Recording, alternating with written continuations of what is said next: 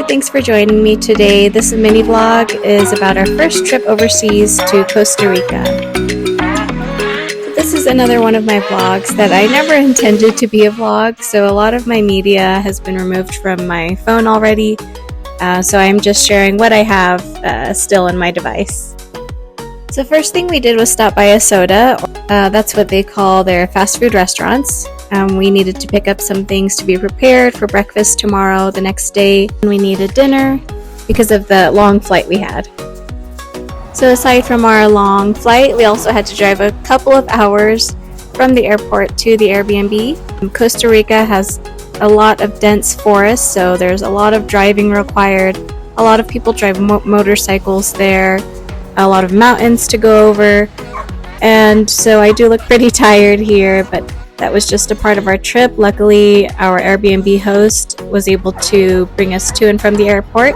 He was also someone I found many great reviews on, so that's something that I go by to make sure that it's someone we can trust to help us out. This is a well-known bridge that many tourists come to view crocodiles. There's a bunch of crocodiles under this bridge. This bridge actually leads to Jaco Beach, also a well-known tourist area. And we didn't stop by this time, but when we went to our second Airbnb in Costa Rica, we stopped by on this bridge. So because of the weather and the little critters that are always running around, a big thing that Costa Ricans do is eat outside. So you'll see a lot of outdoor dining options for restaurants, for homes, hotels.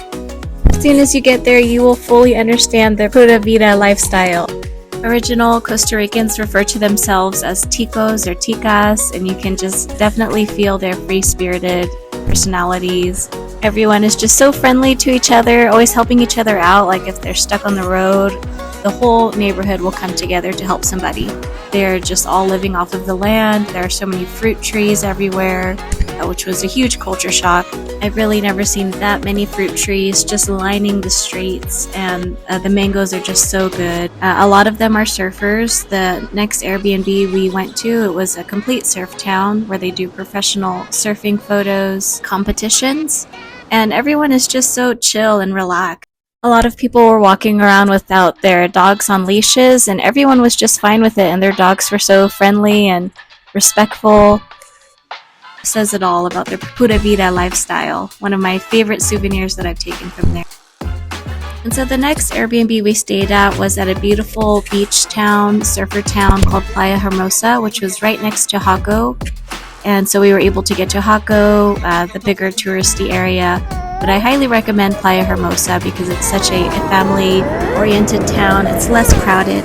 And they have a great nightlife as well right on that beach. They have a lot of events. We stayed right on that beach actually, so almost every day we went out and enjoyed the sunsets, sunrises, and checked out some of the events and the restaurants there.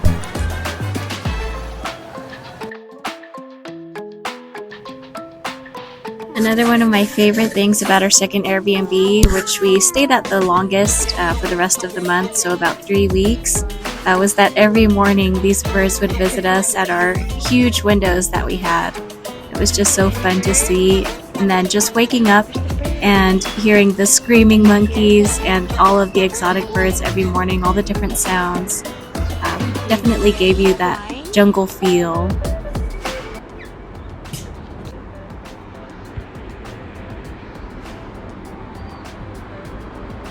There's some.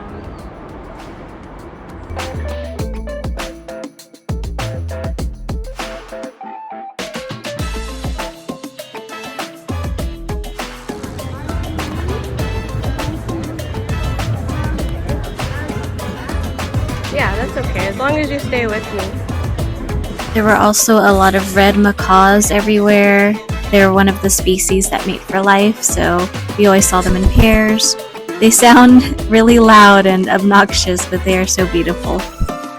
Lots of wild animals just everywhere. I didn't get to catch any photos of like the sloths or monkeys, the more rare sightings, but we did see them. We did catch a lot of iguanas just running around the roads. And then we had a lizard, a gecko, coming into our room every night. And at first it was pretty scary. We tried to shoo it away. And then it was no harm. They catch all the bugs. so we decided to just accept that he would visit us every night. We named him Frank, and it's so funny because a lot of people who visit say they've had the same exact experience, where first they scream when they see the lizards, and then they just come to acceptance, and they may even name it. It's so funny. I love it.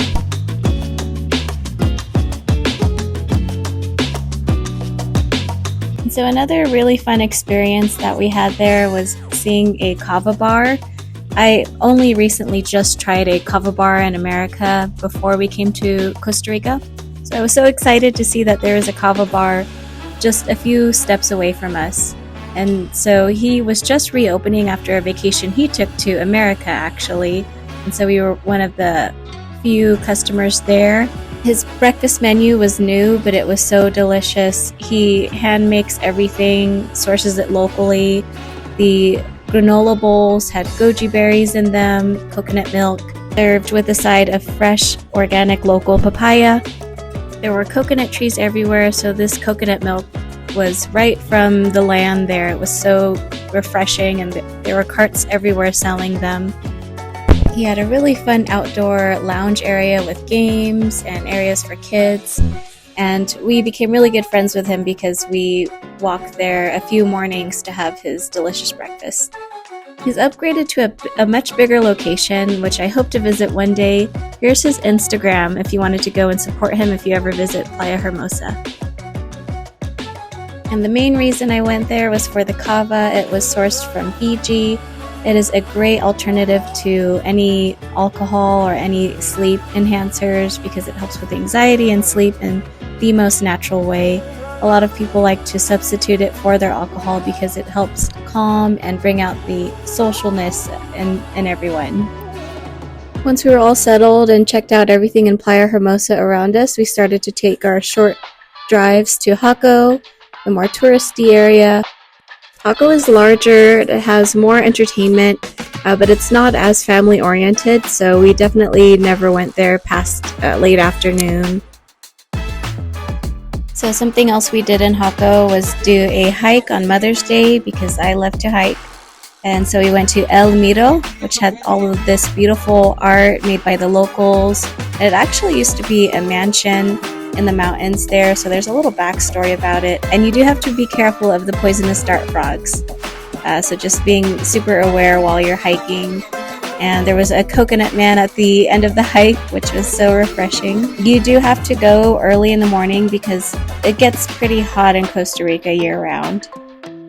Another activity I recommend going to Jaco would be Tico Surf School. They are such great instructors. My son only practiced about 10-20 minutes before they started to get on the water, and he did really well surfing, actually. He wasn't an expert, but he rode those waves.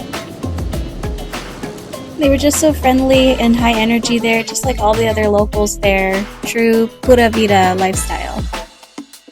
My daughter played with their dogs, and the dogs just ran around with them. While my son was surfing, we found some beautiful rocks at the beach, which I wire wrapped when we got home for a nice family keepsake. The owner of this Airbnb had a daughter also, so my son was able to play with them a lot, especially while I cooked in the outdoor kitchen.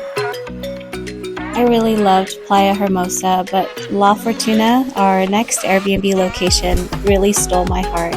It was at the foot of Volcano Arenal, and usually places that are located near volcanoes are so much more tropical and beautiful. This definitely fit that description. It's also a very well-known location that most people like to visit, and rightly so. It is so beautiful and lush there. So many more animals. We saw toucans. They had a whole sloth jungle that you can visit where all the sloths are. They had plenty more excursions like zip lining there. We stayed at this beautiful eco-friendly nature lodge that served us traditional Costa Rican breakfast every morning. And they really work to sustain the beauty of La Fortuna. And so there are so many nature lodge eco-friendly options for stays there. I really wish I had more of my media from La Fortuna. It was such a beautiful place. We also had a pool right outside of our room that my kids played at. And so this is actually a photo of one of the hot springs there. They had so many that were being heated by Volcano Arenal. This is Baldy Kids.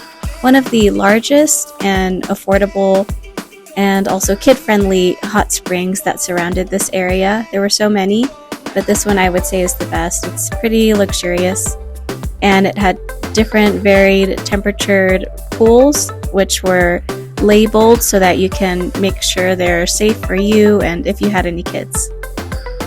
And so that is all I have for Costa Rica. I really loved this place. I really hope one day I can go back again.